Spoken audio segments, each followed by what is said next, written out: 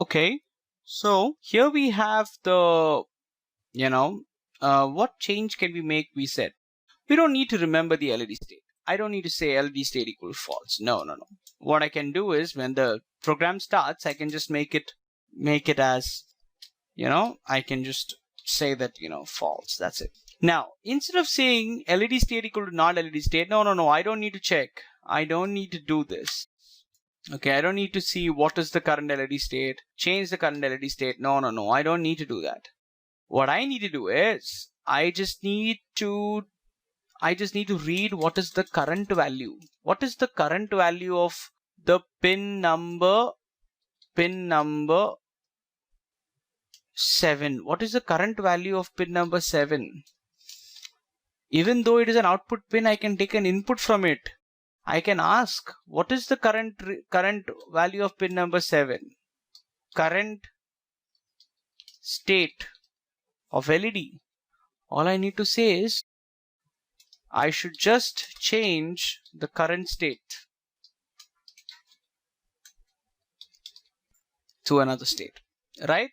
Not of current state. So this is how we can actually do the same program and get it done. So I'll just save this and let me see if we get the same thing. And yeah, I'll just show that to you how it works.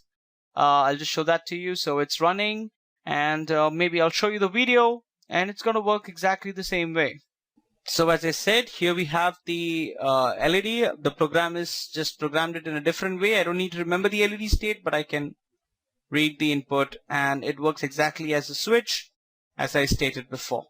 So this is about an LED. Then this is about a push button.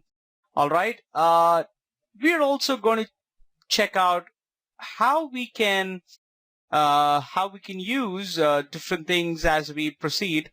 How we can get the LED working, as change the intensity of the LED by using PWM. How to do different tasks, how to use another library that is GPIO0, which is even more convenient sometimes. We're going to understand all of them in detail as we proceed.